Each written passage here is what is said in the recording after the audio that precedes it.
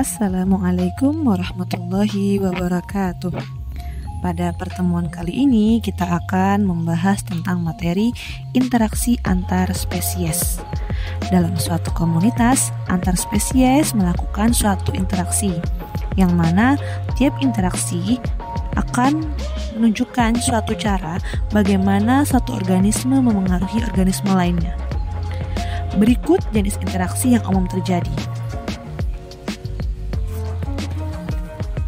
Yang pertama adalah simbiosis, suatu cara hidup bersama antara dua makhluk hidup yang berbeda dan mempunyai hubungan yang erat sekali. Ada beberapa bentuk simbiosis, yaitu simbiosis mutualisme, hubungan atau interaksi yang erat antara dua jenis makhluk hidup yang berbeda dan saling menguntungkan. Contoh interaksi ini adalah interaksi antara lebah dengan bunga. Lebah mendapat keuntungan dengan mengambil madu dari bunga, sedangkan bunga mendapat keuntungan karena dibantu penyerbukannya oleh lebah. Yang kedua, simbiosis komensalisme, interaksi antara dua jenis makhluk hidup yang berbeda. Individu yang satu mendapat keuntungan dan individu lainnya tidak diuntungkan maupun dirugikan. Contoh interaksi ini adalah interaksi antara ikan hiu dengan ikan remora atau ikan kecil. Ikan hiu tidak diuntungkan dan tidak dirugikan dengan keberadaan ikan remora, sedangkan ikan remora mendapat keuntungan dari sisa makanan ikan hiu. Yang terakhir adalah simbiosis parasitisme, interaksi antara dua jenis makhluk hidup berbeda.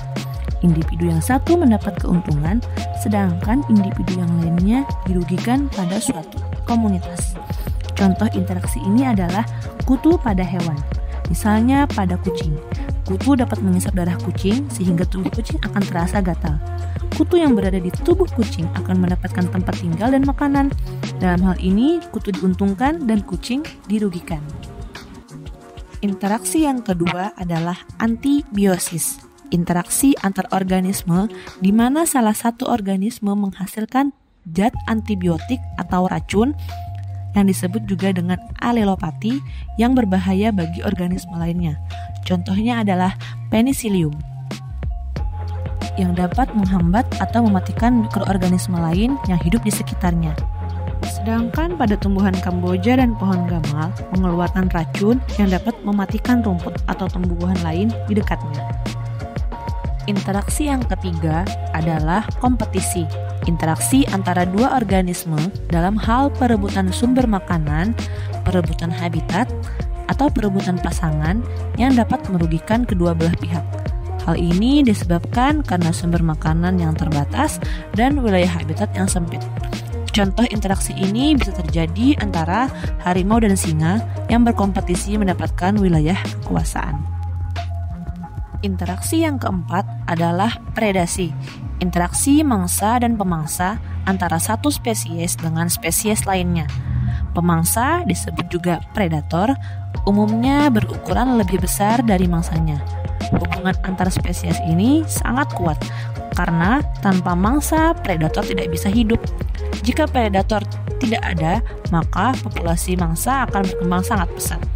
Contoh interaksi ini adalah interaksi antara ular yang memangsa tikus. Interaksi yang terakhir adalah netralisme, hubungan yang tidak saling memengaruhi. Walaupun pada kenyataannya hubungan yang benar-benar netral itu tidak ada, sebab setiap organisme memerlukan komponen abiotik yang sama.